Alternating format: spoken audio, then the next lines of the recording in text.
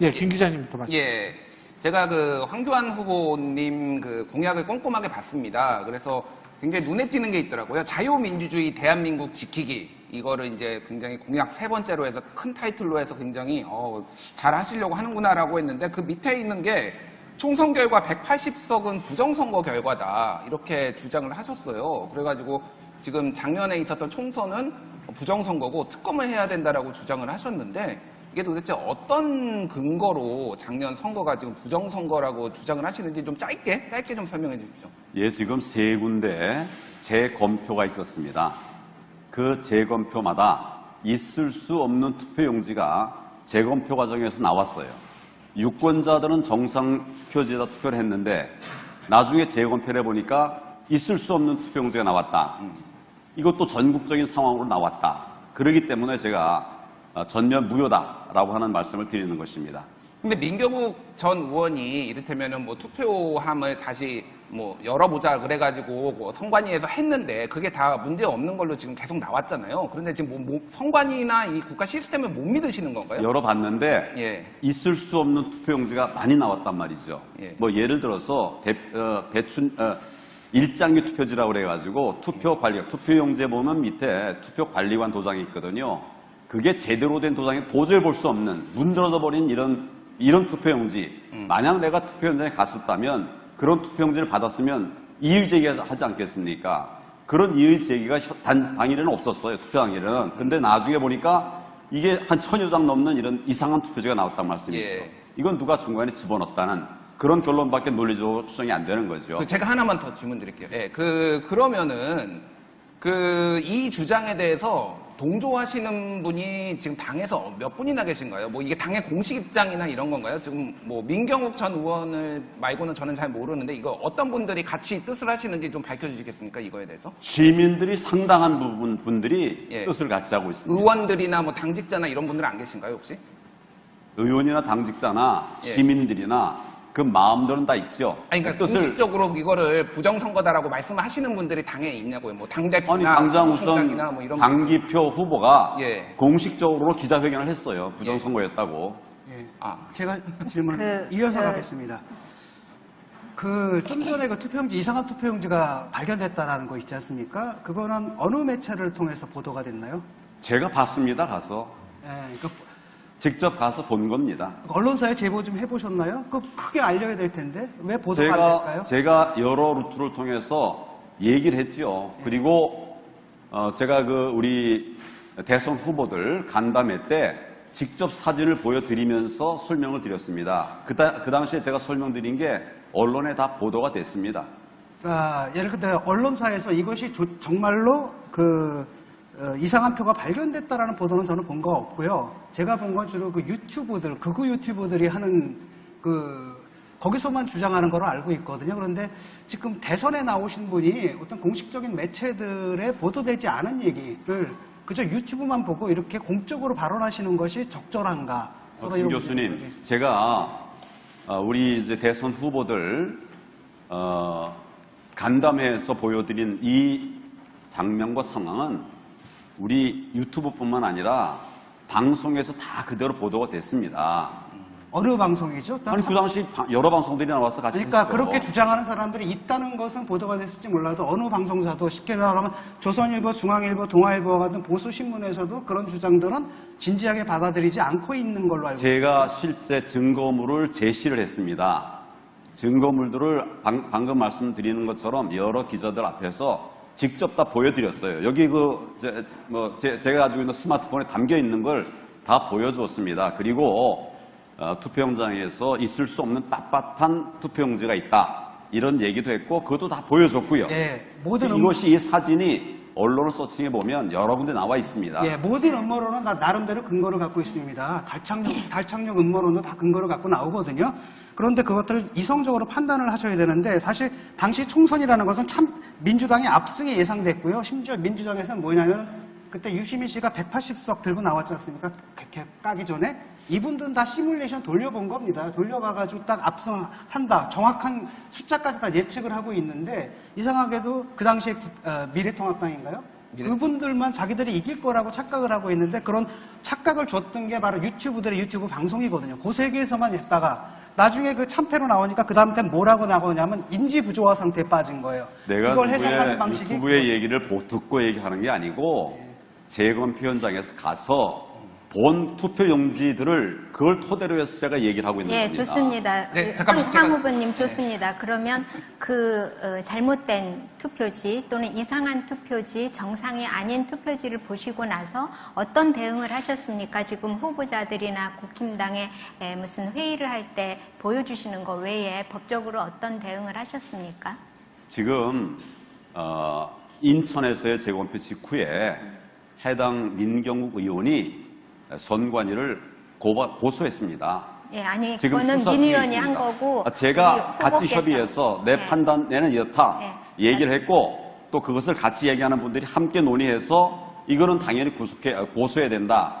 뭐 이렇게 한 것으로 그렇게 황 알고 후보 있습니다. 개인의 명의로 뭐를 한 것은 아니고 그냥 지금 민경욱 의원이 했다는 거를 말씀을 하시는 거죠. 제 선거구가 아니니까 네. 지금 해당 선거구인 민경욱 의원이 고소를 했습니다. 또 제가 자, 하나만 그러면은요, 예. 그 우리 후보들 중에 황 후보만큼의 스펙이라 그럴까요? 경력을 가지신 분이 없습니다. 법무장관도 하셨고, 총리도 하셨고, 대통령 직무대행까지 다 하셨는데, 좀 아픈 질문이 되겠습니다만, 왜 이렇게 여론 지지도가 낮을까요? 그 이유가 뭘까요?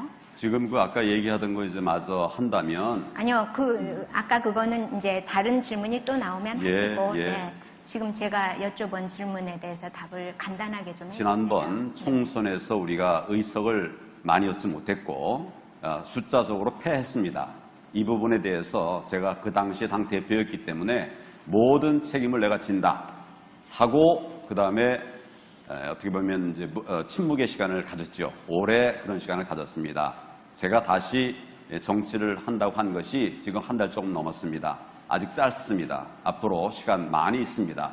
국민들께서는 뭐가 정인가 바로 알아보실 것입니다. 제가 좀 질문 좀 드릴게요. 그거 추가되는 건데 여기 지금 후보자께서 그때 발표하신 게 2번 표가 무효표가 1번으로 가는 장면 이거거든요. 이것도 근거로 제시하셨죠. 그런 것 중에 하나를 하나인데 제가 말씀을 드렸습니다. 이게 언제 나온 거냐면은 2012년에 김어준 씨가 대선 개표 부정이 있었다라고 하면서 개표기가 문제가 있다라고 이거를 한 거예요. 그럼 좀 제가 드린 자료는 지난 4.15 총선 이후에 우리가 검표 과정에서 나온 자료들입니다. 그러니까 제가 말하는 거는 개표기가 문제가 있다라고 2012년 대선이 무효라고 김어준 씨가 얘기를 했는데 그러면 후보자께서는 2012년 대선 무효라고 생각을 하십니까? 김어준 씨하고 저는 관계 없습니다. 김어준 씨랑 똑같은 자료를 들고 지금 지난 같은 얘기를 하시잖아요, 지금. 4.15 총선 과정에서 나온 자료들을 제가 말씀드린 거예요. 그러니까 개표기가 문제가 있다라고 이렇게 주장을 하시면서 하는 거는 김어준 씨가 그럼 박근혜 대통령 2012년 단성도 그러면 그거는 잘못된 거겠네. 그때 문재인 후보가 됐어야 되는데.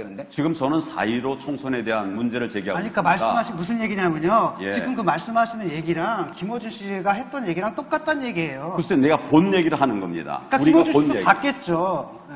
누가요? 김어준 씨도 뭔가를 봤겠죠. 아니, 당시에도 똑같은 거 지금 말씀하시는 것을 그 당시 김어준 씨하고 그를 추종하는 사람들이 똑같이 얘기를 했고요. 똑같은 근거를 댔고 똑같이 지금 봤다라고 얘기를 하고 그렇거든요. 아니 지금 4.15 총선 얘기를 하는데 왜 옛날 얘기를 합니까? 똑같으니까. 지금 얘기를 하는 거예요.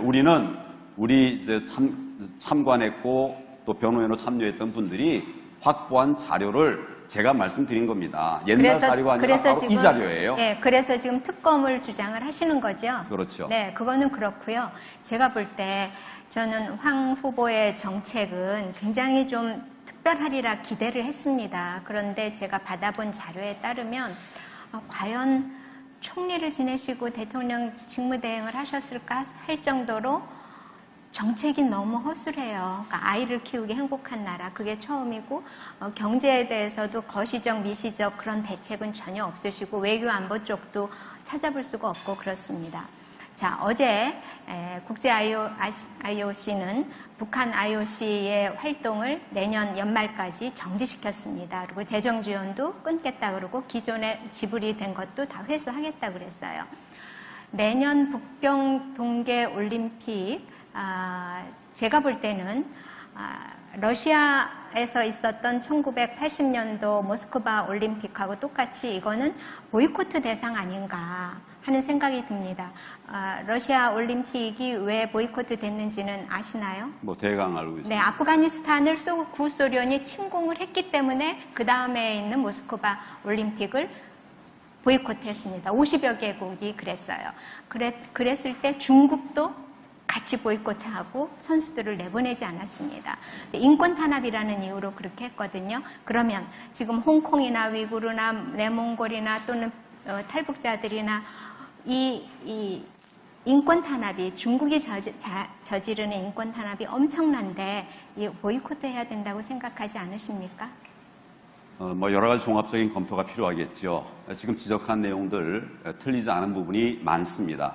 또 우리도 지금 중국으로부터 여러 가지 또 물론 같이 교류도 하지요. 하지만은 부당한 이런 피해를 보는 것들이 많이 있습니다. 앞으로 시간 남아 있으니까 우리가 면밀하게 검토해야 할 것이다. 종합적인 검토를 해야 할 것이다. 저는 그렇게 생각을 합니다. 가능성을 전혀 배제하진 않습니다. 보이콧할 가능성도 있다. 가능성을 전혀. 네, 경제 측면에서도 우리가 사실은 중국 때문에 여러 가지 어려운 점을 겪고 있습니다. 그러면 중국 의존도로 일관되어 있는 이 경제 구조에서 어떻게 탈피할 수 있다고 생각하십니까? 그게 탈피가 안 되면 중산층은 일어설 수가 없습니다. 그 방책을 좀 말씀해 주시죠. 아시다시피 우리가 FTA를 지금 전 세계적으로 같이 이제 맺고 있지 않습니까? 특정 국가에 편향돼 있는, 좀 치중돼 있는 이런 경제 구조는 바꾸기는 해야 됩니다. 그렇지만 중국과 완전히 이를테면 관계를 끊을 수는 없죠. 적절한 대화, 우리 당당한 대중 외교를 통해서 경제도 같이 병행하는 이런 것과 함께 우리의 지평을 넓히는 것이 반드시 필요하다. 저는 그렇게 생각합니다. 너무 추상적이잖아요. 정책이라는 거는 거시적, 미시적 그 구체성이 어느 정도 있어야 되는데 한번 물어보시죠. 지금 여쭤보니까 예. 답변이 계속 총론적으로만 나오는데 과연 그 경제 정책 내놓으신 것도 바라볼 때는 국민의 경제를 좀 살려놓겠다. 근데 어떻게 살리겠느냐. 제가 하는 말씀드린 거죠. 걸 한번 네. 제가 잠깐 말씀을 드리죠. 제가 깜짝 놀랄 만한 10억 벤처 창업 배틀을 만들겠다 이랬습니다. 이것은 경제 정책 전반을 얘기하는 것이 아니라 우리 침체된 경제를 되살리기 위한 하나의 방안을 아이디어로 내놓은 것입니다. 아무도 이런 얘기 하지 않았어요. 그런데 우리가 그 10억 배틀을 하게 되면 매일 배틀을 합니다. 내일도 하고 모레도 하는데 이것이 각각 출발해서 한 달 뒤에는 10억을 포상을 받는 겁니다. 그걸로 창업하고 벤처를 일으키는 거죠. 하나의 기업들이 만들어지는 것입니다. 이것이 만약 한 달, 두 달 진행된다고 하면 이제 여러 가지 직장, 공무원 되기 위해서 했었던 사람들, 대기업 가기 위해서 했던 사람들 여기 이제 도전할 겁니다. 우리가 나가수다 또는 지난번에 미스 트롯 다 보지 않았습니까? 우리 국민들은 역량이 있는 분들이거든요. 길을 살려주기만 하면 되는 거죠. 대기업이라든지 나머지 부분에 대해서는 또 병행이 필요하지만 경제의 길을 살리는 하나의 아이디어로 제가 말씀을 드리는 겁니다. 그 경제의 기가 노래는 아니지 않습니까? 미스 트롯이나 나가수처럼 나가서 역량을 테스트를 받는 것하고 경제하고는 다른 거죠. 테스트 받는 정도가 아니라 제가 10억이라고 하는 것은 창업 자금과 그 이후에 계속 기업을 유지할 수 있는 자금을 얘기하는 거거든요. 회사를 하나 만드는 겁니다. 매일 만드는 겁니다. 1년 동안 매일 360억이 만들고 각 기업들이 5명, 10명씩 일자리를 만드는 겁니다. 이것은 하나의 배틀로 끝나는 게 아니라 실제 경제 성장과 직결되는 그런 아이디어를 제가 말씀드린 겁니다. 예, 다음 질문으로 좀 넘어가겠습니다. 게임이죠, 그건. 네. 네. 굉장히 공약이 소박하세요. 소박하고 호황되지 않다는 느낌은 있습니다. 그런데 신혼부부 주택 매년 10만 호 말씀하시지 않았습니까? 그런데 이 구체성 많이 떨어지는 거, 좀 전에 지적하신 것처럼 이게 구체성이 너무 떨어져가지고 예를 들어서 제가 한번 질문을 드릴게요. 이게 매년 10만 호인데 이 주택을 어디에 지을 것이며 택지 확보는 어떻게 할 것이며 이 분양가는 얼마며 그 다음에 여기에 소요되는 재정 있죠? 재원은 총 얼마로 예상하십니까? 아마 한 40조, 물론 설계에 따라서 차이가 있을 수 있겠죠. 한 40조 정도가 들 것으로 이렇게 예상이 됩니다. 정부의 자금과 또 금융기관의 지원 이런 것을 통해서 재원 마련은 충분히 할 수 있다고 생각합니다. 그리고 우리 짓기 정책이 아니라 규제 정책을 했기 때문에 집을 못 짓는 겁니다. 집 지을 장소가 없는 곳이 아니에요.